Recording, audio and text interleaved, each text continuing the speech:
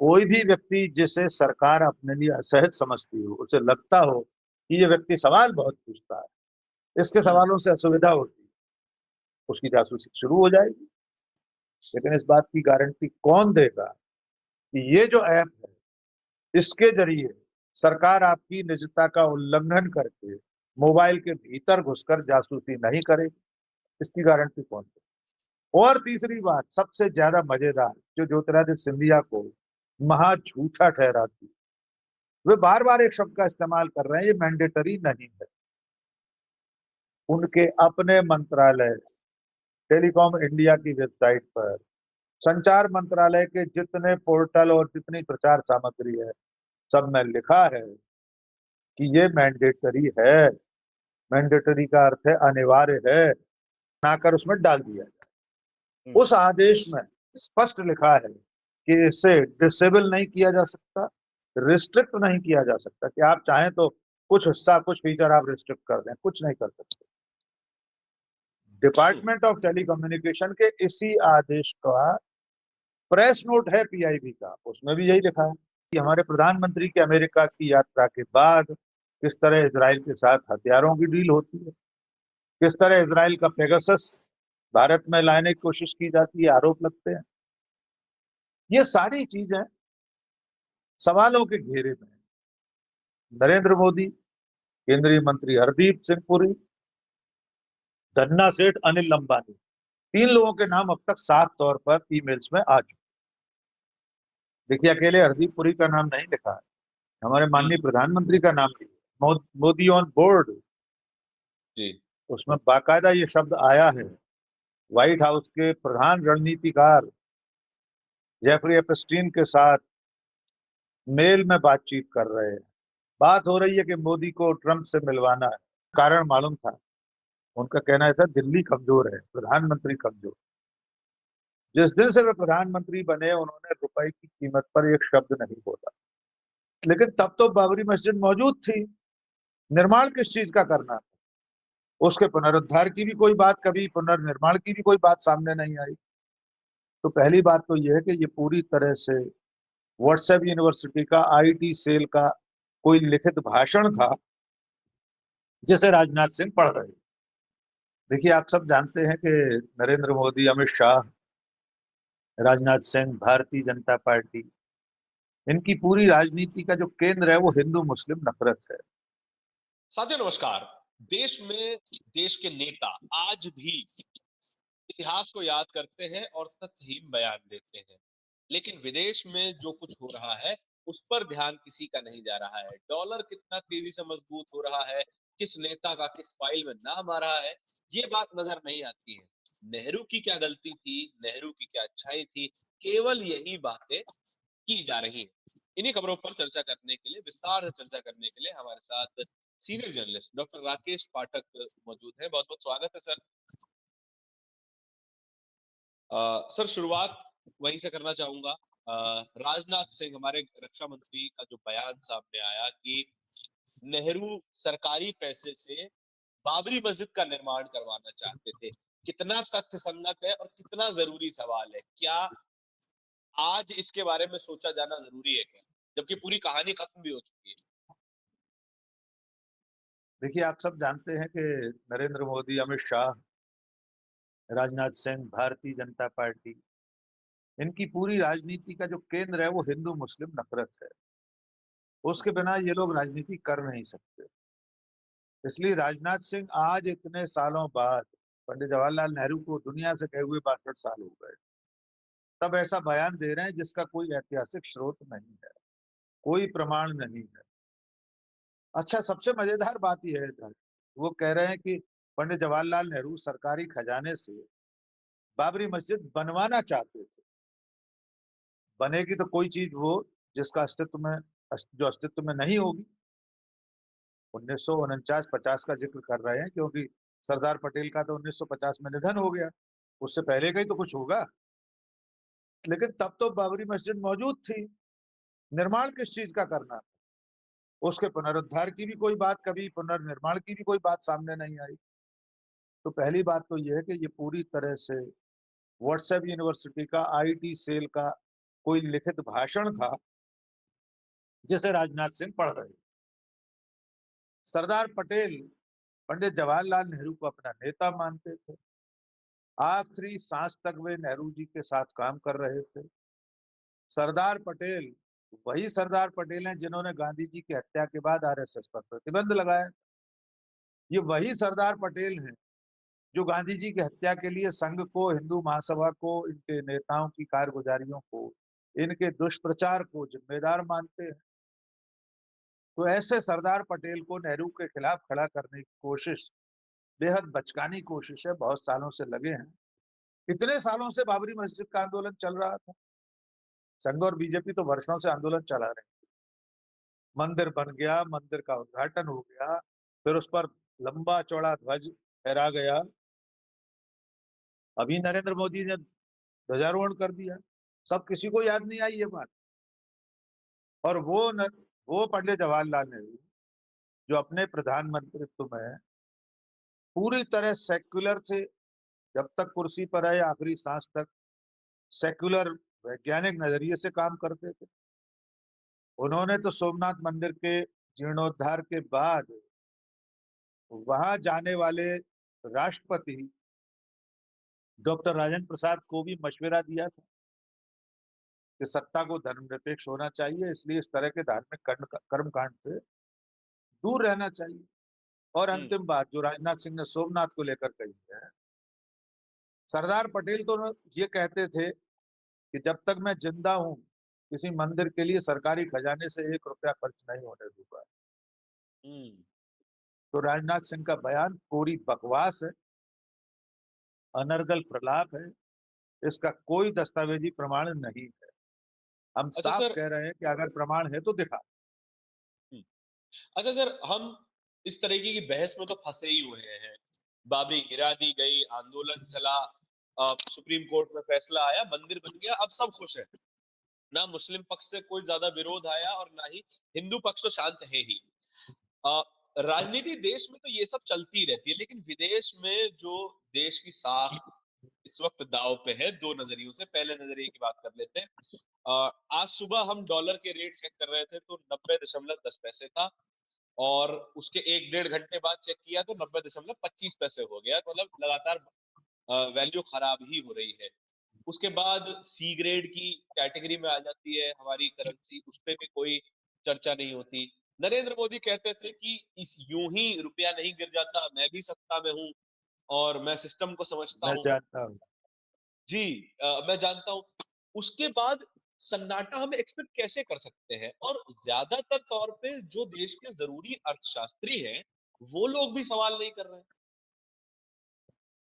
देखिए, सवाल तो लोग कर रहे हैं, लेकिन अब सवाल वे लोग कर रहे हैं जो सचमुच देश के हालात से चिंतित हैं। अब नरेंद्र मोदी को कोई चिंता नहीं। वे जब तक गुजरात के मुख्यमंत्री थे तब उन्हें मालूम था रुपए की कीमत कैसे गिरती है। तब उन्हें मालूम था कि रुपए की कीमत गिरने से देश का सम्मान कम होता है, प्रधानमंत्री की गरिमा गिरती है। तब उन्हें मालूम था कि नेपाल की करेंसी नहीं गिरती है, पाकिस्तान की, बांग्लादेश की, म्यांमार की करेंसी नहीं गिरती है। क्या कारण है कि भारत का रुपया गिर रहा है? उन्हें कारण मालूम था। उनका कहना था दिल्ली कमजोर है, प्रधानमंत्री कमजोर। जिस दिन से वे प्रधानमंत्री बने उन्होंने रुपए की कीमत पर एक शब्द नहीं बोला। डॉलर शब्द का उच्चारण भी संभवतः 2014 से लेकर आज तक प्रधानमंत्री ने नहीं किया होगा।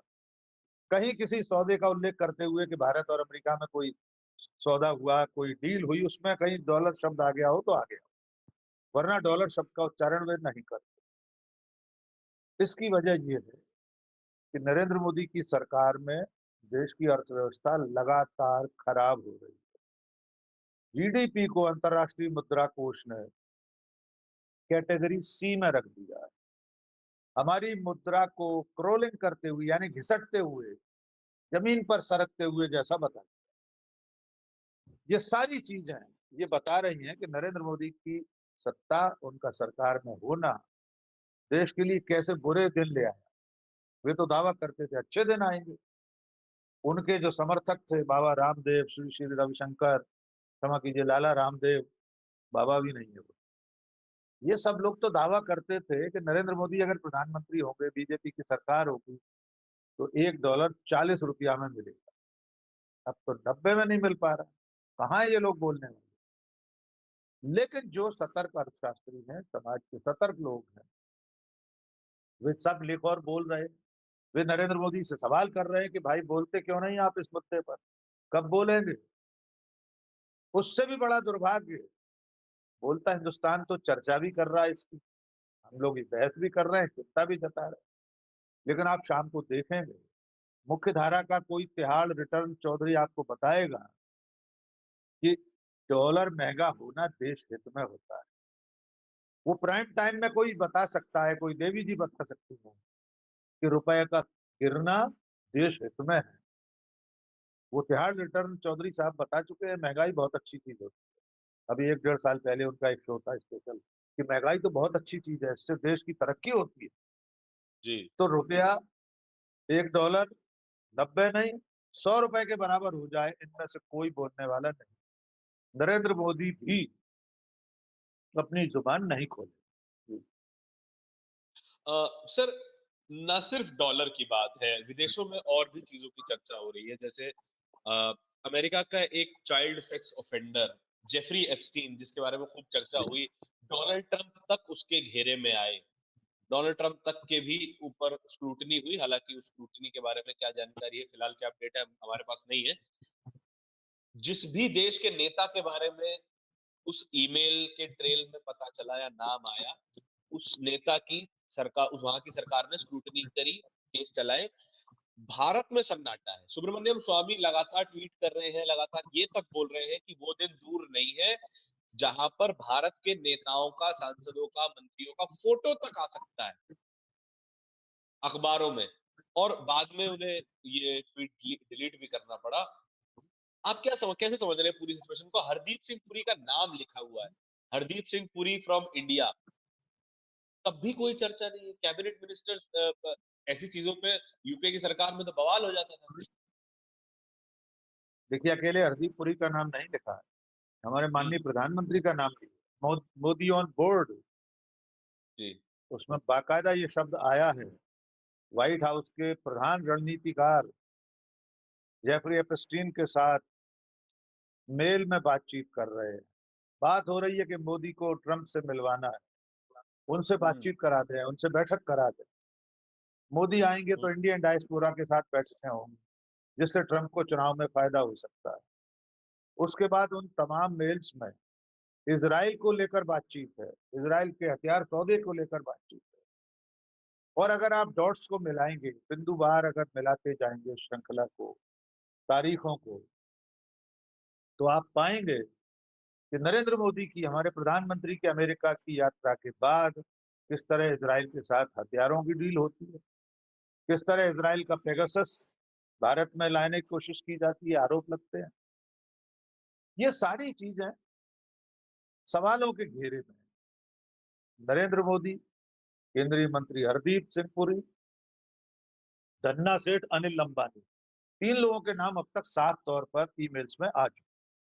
जी। और एक बात और समझ लीजिए, देखिए नारायण, ये जो ईमेल सामने आए हैं जेफरी एप्स्टीन के, ये किसी व्हाट्सएप ग्रुप में नहीं आए, किसी आईटी सेल ने बनाकर वायरल नहीं कर दी हैं कि कोई फेक ईमेल है।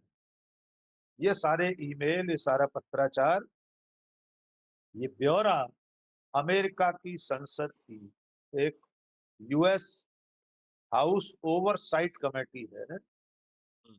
उसने छानबीन करके ये चीजें दुनिया के सामने रखी। हम्म। फिर इसके बाद वहां की एक न्यूज वेबसाइट है, पोर्टल है बहुत बड़ा अमेरिका का, उसने इसको सबसे पहले ब्रेक किया। अभी जो ताजा ब्रेक है हम्म। कि नरेंद्र मोदी का उसमें नाम है, अनिल हम्म। अंबानी का नाम, और नरेंद्र मोदी की तरफ से सहमति उसमें दिखाई दे रही, ही इज ऑन बोर्ड, यानी वो राजी हैं इस मुलाकात के लिए, बैठक के लिए। हम्म। हम बार बार स्पष्ट कहना चाहते हैं कि अगर सुब्रमण्यम स्वामी जैसे बीजेपी के नेता राज्यसभा में सांसद रहे, अगर वे आरोप लगा रहे, तो क्या सरकार की जिम्मेदारी नहीं कि एक बार दूध का दूध पानी का पानी हो जाए, सरकार कोई बयान दे, कोई जांच बिठाए, अपनी तरफ से हम्म। इतना ही कह दे ये सब कुछ झूठ है। किसी की संलिप्तता, किसी की इसमें भागीदारी नहीं है, हमें कोई हम्म। एतराज नहीं। लेकिन सरकार की चुप्पी, सरकार का मौन संदेह को बढ़ाता है। खास तौर से प्रोफेसर सुब्रमण्यम स्वामी को अपना ट्वीट डिलीट करना पड़ता है। हम्म। वे खुद करते हैं या कोई करवा रहा है उनसे? कौन सा हम्म। दबाव था? किन लोगों के फोटो की बात कर रहे हैं प्रोफेसर स्वामी? किन की तस्वीरें हैं अमेरिका के पास जो कल सामने आ सकती है? तो सरकार कहीं ना कहीं इस मुद्दे को लेकर डरी हुई है। उसको ये समझ में आ रहा है कि ये मामला जितना खुलता जाएगा उतना सरकार में शामिल लोगों पर संकट आता जाएगा। एक बात जोड़ दूं, फिर उसके बाद अमेरिका के संदर्भ में भी इस पर बात करेंगे। आप जरा जी। कल्पना करके देखिए कि एप्स्टीन फाइल में, उसके मेल्स में कांग्रेस के किसी नेता का नाम आ जाता है, जी। मान लीजिए आरजी का ही नाम आ जाता है, एक्स वाई जेड हम्म। किसी और का नाम आ जाता है, तो कितना बवाल हो रहा होता है। किसी छोटे विधायक का भी नाम आ जाता तब भी। किसी कांग्रेसी विधायक का नाम भी आ जाता, सपा के विधायक का आ जाता, तो आसमान सिर पर उठा लेते हैं। हम्म। अभी सुई पटक सन्नाटा। वजह यह है कि खुद के लोग फंसते हुए दिखाई दे रहे हैं। इस विषय में अंतिम बात मैं ये जोड़ना चाहता हूं कि ये एप्स्टीन फाइल्स का मामला अपने आप नहीं खुल रहा। इसमें जो हम्म। पीड़िताएं हैं, उन लोगों ने फ्लोरिडा की अदालत में अपने बयान दर्ज कराए। वह आरोपियों हम्म। के भी बयान है। डोनाल्ड ट्रंप चाहे भी तो फ्लोरिडा में हस्तक्षेप नहीं कर सकते। अमेरिका का जो ढांचा है, संघीय ढांचा है, उस फेडरल स्ट्रक्चर में जो प्रोविंसेस हैं, स्टेट्स हैं, उनकी अपनी ऑटोनॉमी है, उनकी अदालतों की अपनी स्वायत्तता है। लेकिन उससे भी बड़ी बात यह है कि खुद राष्ट्रपति डोनाल्ड ट्रंप ने उस बिल पर दस्तखत कर दिए हैं, जिसके बाद अब एप्स्टीन फाइल की तमाम गोपनीय जानकारियां, तमाम लोगों के बयान, पीड़िताओं के बयान, ये सब सार्वजनिक हो सकते हैं। अब इन्हें क्लासिफाइड रखा नहीं जाएगा। हम्म। तो आप कल्पना कर सकते हैं कि अमेरिका का राष्ट्रपति चाहता है ये सब चीजें खुलकर आए, हो सकता है उसका खुद का नाम भी हो, पहले आ हम्म। चुका है कई बार। लेकिन जेफरी अगर वे एप्स्टीन के खुद, साथ तस्वीरें हैं डोनाल्ड ट्रंप की। डोनाल्ड ट्रंप की तस्वीरें हैं, वीडियो हैं, जेफरी एप्स्टीन की जिस तरह न्यूयॉर्क की एक जेल में संदिग्ध परिस्थितियों में मौत हुई है, उस जी। पर भी सवाल है और अमेरिका में सवाल पूछे जाते हैं। डोनाल्ड ट्रंप से सवाल किया जा सकता है, लेकिन भारत में प्रधानमंत्री का नाम आने के बावजूद कोई सवाल नहीं पूछता। हम पूरे भरोसे भरोसे के साथ कहना चाहते हैं कि हमारे नेताओं का किसी भी तरह से उसमें बेजा इस्तेमाल नहीं हुआ होगा। वे हम्म। कहीं किसी गलत जगह पर नहीं रहे होंगे अगर उनकी कोई मुलाकात बैठ हुई है तो। लेकिन जब सवाल उठ रहे हैं तो उसके जवाब तो सरकार को देना चाहिए, अपना पक्ष तो सरकार को रखना चाहिए। और यही सरकार अगर विपक्ष के किसी नेता का नाम होता तो ये सरकार और उसके समर्थक आसमान सिर पर उठा ले। जी। अच्छा सर, मैं इस चर्चा के अंक में आखिरी सवाल लेना चाहता हूँ। सरकार ने एक आदेश जारी किया जिसमें कहा कि भारत सरकार की एक एप्लीकेशन संचार साथी, उसको जितने भी मोबाइल मैन्युफैक्चरर्स हैं वो बेचने से पहले अपने हैंडसेट को उसमें प्री इंस्टॉल करके देंगे। और कहा था कि ना इसे डिसेबल किया जा सकता है और ना ही इसको डिलीट किया जा सकता है। उस पे 2 पक्ष आए। ज्योतिरादित्य सिंधिया का आया, मिनिस्टर साहब का, जो कह रहे हैं कि इसको डिसेबल कर सकते हैं, डिलीट कर सकते हैं, आपके ऊपर कोई बंदिश नहीं है। पीआई भी उसका खंडन करता है, कहता है कि इसको डिसेबल नहीं किया जा सकता, इसको डिलीट नहीं किया जा सकता। दूसरी तरफ सबसे बड़ा मोबाइल मैन्युफैक्चरर एप्पल कह देता है कि हम ऐसी किसी भी एप्लीकेशन को अलाउ नहीं करेंगे, कोई भी प्रीलोड एप्लीकेशन हमारे सिस्टम में नहीं आ सकती। और वो अ, दुनिया के किसी देश के सामने नहीं झुका एक्सेप्ट रशिया, जहां पर वो एप्लीकेशन को इंस्टॉल करने का टैक्स में ऑप्शन चूके। देता है। ऑप्शन देता है कि आप चाहे तो कर सकते हैं, ना चाहे तो रहने भी दे सकते हैं। इस एप्लीकेशन के बारे में कहा जा रहा है कि ये जासूसी के लिए है। पेगासस का छोटा भाई इसे कह रहे हैं, मैंने खुद अपनी वीडियो में इसे पेगासस का छोटा भाई बताया। अ, क्या इसको स्नूपिंग के लिए इस्तेमाल किया जा सकता है? क्या नेताओं पे, क्या एक्टिविस्ट पे, नागरिकों पे नजर रखने का एक छोटा सा कदम है ये? देखिए, पहले तो एक बात क्लियर हो जाना चाहिए, वो जो अभी आप पीआईबी के खंडन की बात कर रहे थे, पीआईबी ने ज्योतिरादित्य सिंधिया के बयान का खंडन नहीं किया है, तो जी, जी, वो बल्कि इन्फॉर्मेशन उनके दी है। उनके मंत्रालय ने जो हाँ, सरकारी आदेश दिया था, मोबाइल निर्माता कंपनियों को और आयातकों को, जो विदेशों से मोबाइल इम्पोर्ट करते, उनके लिए आदेश था कि अगले साल से 90 दिन बाद जो मोबाइल बाजार में आएँगे, उनमें ये ऐप प्री इंस्टॉल रहेगा। यानी पहले से उसको बनाकर उसमें डाल दिया जाए। हुँ, उस आदेश में स्पष्ट लिखा है कि इसे डिसेबल नहीं किया जा सकता, रिस्ट्रिक्ट नहीं किया जा सकता कि आप चाहें तो कुछ हिस्सा, कुछ फीचर आप रिस्ट्रिक्ट कर दें, कुछ नहीं कर सकते। हुँ, डिपार्टमेंट ऑफ टेलीकम्युनिकेशन के इसी आदेश का प्रेस नोट है पीआईबी का, उसमें भी यही लिखा है।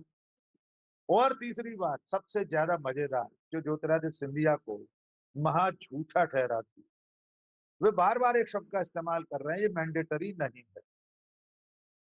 उनके अपने मंत्रालय, टेलीकॉम इंडिया की वेबसाइट पर, संचार मंत्रालय के जितने पोर्टल और जितनी प्रचार सामग्री है, सब में लिखा है कि ये मैंडेटरी है। मैंडेटरी का अर्थ है अनिवार्य है। ज्योतिरादित्य सिंधिया कह रहे हैं आपकी मर्जी हो तो रखो या नहीं रखना हो तो मत रखो। सिंधिया जी को ये बताना ज़रूरी है कि आज भी मोबाइलों में कई ऐसे ऐप होते हैं, जिन्हें आप डिलीट नहीं कर सकते। यस। सैमसंग, एप्पल के मोबाइल में कई ऐसे ऐप हैं जो आप नहीं हटा सकते, वो इनबिल्ट हैं। और सरकार ने भी तो यही कहा है कि आपको इसको पहले से इनबिल्ट करके देना है और ऐसे इसको बनाना है कि एंड यूज़र इसे डिसेबल ना कर सके। अब आपके हुँ, सवाल पर आते हैं, क्या इसके ज़रिए स्नूपिंग हो सकती है, जासूसी हो सकती है? देखिए, प्राथमिक तौर पर आपको लग सकता है कि सरकार कह रही है कि इस ऐप के ज़रिए आपका खोया हुआ मोबाइल मिल जाएगा, चोरी हुआ मोबाइल को ब्लॉक किया जा सकेगा, स्पैम कॉल रोके जा सकेंगे या रिपोर्ट की जा सकेगी। साइबर फ्रॉड आप होने से ब साइबर फ्रॉड का शिकार होने से बच जाएँगे।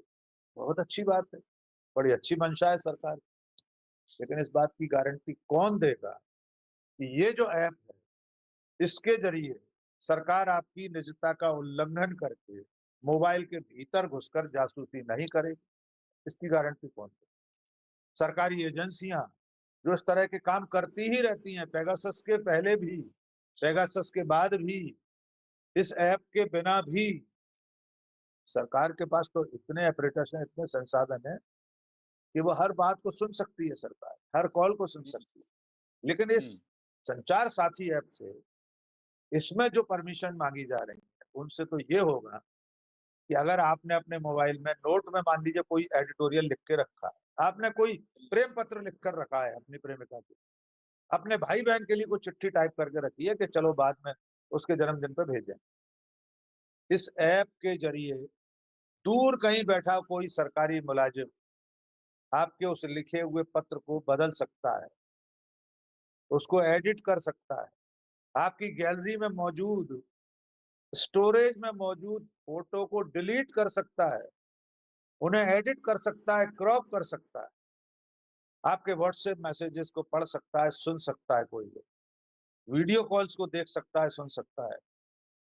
तो ये गोपनीयता कहाँ बची? आज की तारीख में इस ये दुनिया तो में ये तो सीधी मोबाइल तरीके से से ज़्यादा जी, ये सीधी तरीके से माथे पे सीसीटीवी कैमरा लगा देने जैसा है कि आप जहाँ जाएँगे, जो करेंगे, सब बिल्कुल, देखा जाएगा।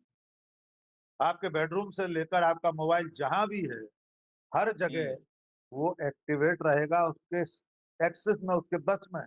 जो कुछ होगा, वो सब उस हुँ, तक पहुँच जाएगा, हुँ, जहाँ नहीं पहुँचना चाहिए। आज की तारीख में जो बात मैं कह रहा था अधूरी रह गई। आज की तारीख में दुनिया में मोबाइल से ज़्यादा पर्सनल चीज़ और कौन-सी है? ये इतना पर्सनल स्पेस है, एक उपकरण है, जिसमें जो व्यक्ति इस्तेमाल कर रहा है, कई बार उसके परिजन भी वहाँ तक एक्सेस नहीं रखते। लोग हुँ, पैटर्न लॉक डालकर रखते हैं।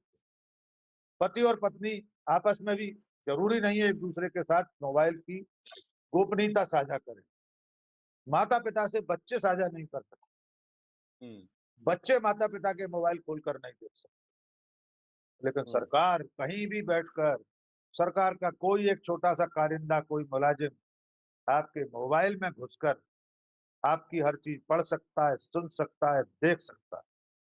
तो इरादा ठीक नहीं है, इनकी मंशा ठीक नहीं, और मंशा तो उनकी पिछली कारगुज़ारियों की वजह से शक के दायरे में रही है। ये इतने पाक-साफ लोग नहीं है जो सरकार में बैठे। जासूसी पुरानी आदत है, उनका शगल है पुराना। नहीं, ये जानता है कौन किसकी जासूसी। जिस तरफ आप पता नहीं। इशारा कर रहे हैं, जी, सुब्रमण्यम स्वामी ने भी इस बारे में कई बार बातें की कि कई बार की। किसी नेता ने किसी युवती का पीछा करवाया, उनको फिर बाद में देश छोड़ना बिल्कुल। पड़ गया। यदि आप सहज हो तो इसके बारे में बात कर सकते हैं। नहीं देखिए, इसमें बहुत विस्तार में जाने की ज़रूरत नहीं है, सब चीज़ों के प्रमाण हैं। कोबरा हुँ, पोस्ट ने संभवतः या तहलका ने इसका स्टिंग ऑपरेशन किया था। हुँ, तत्कालीन पुलिस अधिकारियों के बयान हैं, उनका ऑडियो रिकॉर्ड्स हैं, टेलीफ़ोन कॉलिंग का जो रिकॉर्ड है वो है, सीडीआर, कि किसी ने किसी युवती की सीडीआर निकलवाई थी। सीडीआर भी किसी और की नहीं निकाली जा सकती। ये भी जी, अपराध है हमारे आईटी एक्ट में, टेलीकॉम एक्ट में। मैं आपके टेलीफ़ोन कॉल का रिकॉर्ड नहीं निकलवा सकता। पुलिस निकलवा सकती है, जाँच एजेंसियाँ निकलवा सकती हैं, लेकिन उसके लिए ये बताना पड़ता है कि फलाँ-फलाँ अपराध में, फलाँ जगह इस धारा में इस व्यक्ति के खिलाफ मुकदमा दर्ज है।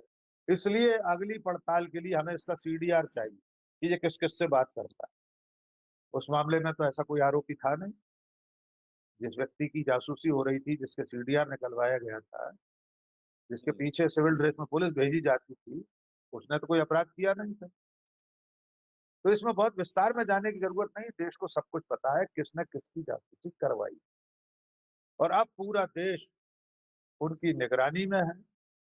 देश में वे न केवल राजनेता, आप सिर्फ नेताओं की बात कर रहे थे, वे हर हुँ, असहमत व्यक्ति की जासूसी करवा सकते हैं। हर ऐसा व्यक्ति जो सरकार से सवाल करता हो, चाहे वो कोई सोशल मीडिया एक्टिविस्ट हो, चाहे वैसा सोशल एक्टिविस्ट हो, एनजीओ का व्यक्ति हो, कोई आरटीआई एक्टिविस्ट हो, किसी जन संगठन का नेता हो, प्रतिनिधि हो, मजदूरों का नेता हो, किसानों का नेता हो, विपक्ष के नेता हों, विपक्षी पार्टियों के मुख्यमंत्री हों, कवि हों, लेखक हों, पत्रकार हों, सब इनकी जद में है, सब इनकी नज़र में है। किसकी जासूसी करवाना है वे तय करें। हो सकता है हम दोनों में से वे आपकी जासूसी कराना प्राथमिकता पर रखें, हो सकता है मेरी रखें। लेकिन ये संविधान में जी, जो ऐसे निजता का ऐसे तो अधिकार, हमने जो जी, निजता का अधिकार है दर्ज, अनुच्छेद 21, उसमें हर जी, व्यक्ति का एक निजी स्पेस है, उसका निजी दायरा है, उसकी निजता है, पर्सनल स्पेस है, उसका उल्लंघन कानून का पालन करने वाली एजेंसियां भी नहीं कर सकती। जब हुँ, तक कि ऐसा किया जाना बिल्कुल अनिवार्य न हो, और उसके लिए भी हुँ, कानूनी प्रक्रिया अपनानी पड़ेगी। जी। हुँ। इस तरीके से तो कोई व्यक्ति, जैसे हमने ट्विटर का गोल्डन एज देखा था कि मेरे घर के सामने गड्ढा है, सड़क ठीक नहीं है, मेरा रेफ्रिजरेटर खराब हो गया। इसी तरीके की बातें करना भी बड़ा मुश्किल हो जाएगा कि सरकार से बेसिक अकाउंटेबिलिटी की भी उम्मीद ना की जा सके। फिर तो हम हर किसी व्यक्ति को थ्रेट समझेंगे कि हमारी सरकार के लिए थ्रेट है। देखिए, कोई भी व्यक्ति, जैसा कि मैंने कहा, कोई भी व्यक्ति जिसे सरकार अपने लिए असहज समझती हो, उसे लगता हो कि ये व्यक्ति सवाल बहुत पूछता है, इसके हुँ, सवालों से असुविधा होती है, उसकी जासूसी शुरू हो जाएगी। आपको पता ही नहीं चलेगा कि आपका टेलीफ़ोन कोई सुन रहा है, आपकी गैलरी में से तस्वीरें कोई देख रहा है, तस्वीरों को डिलीट ही कर दे रहा है। आप सोच रहे हैं ये तस्वीर मेरे परिवार की काम की है, या हाँ, मेरा कोई रिकॉर्ड है इसमें, वहाँ तो रिमोट से कोई उसको डिलीट कर देगा इस अब एप्लीकेशन। वो ये भी सारे मिटाया जा खतरे सकता साइबर एक्सपर्ट बता रहे हैं, हम नहीं बता रहे। है। जो हुँ, लोग इसको लेकर चिंतित हैं, वे हमसे ज़्यादा जानकार हैं इस बात। हुँ, तो मैं ऐसा मानता हूँ कि ये जो डरी हुई सरकार है, वो लोगों को डरा कर रखना चाहती है। नागरिकों को हमेशा इस भय में रखना चाहती है कि बिग बॉस तुम्हें देख रहा है, बिग हुँ। ब्रदर की नज़र तुम पर है। इसलिए मुझे ऐसा लगता है कि ये सरकार अब नागरिकों की आज़ादी पर भी हर तरह की पाबंदियाँ लगाने वाली। तो देखिए, ये तमाम खबरें थी जो कि सोशल मीडिया पर ही आपको देखने को मिलेंगी। ये तमाम वो खबरें थी जिन पर बहुत ज़्यादा प्राइम टाइम डिबेट्स नहीं की जाएँगी। ये वो तमाम खबरें थी जो कि आपके लिए ज़रूरी है। आपके निजी जीवन में आपको पॉलिटिकली बहकाया ना जा सके, आप पर कोई नज़र ना रख सके, इस तरीके से आपको सजग होने की ज़रूरत है। अगर इस चर्चा से आपको कोई भी वैल्यू मिली है तो कमेंट सेक्शन खुला है, उसमें अपने विचार ज़रूर दीजिएगा और ऐसी ही चर्चाओं को और देखते रहने के लिए बोलता हिंदुस्तान को सब्सक्राइब ज़रूर कीजिएगा। बहुत-बहुत धन्यवाद राकेश सर इस चर्चा में शामिल होने के लिए। बहुत-बहुत धन्यवाद।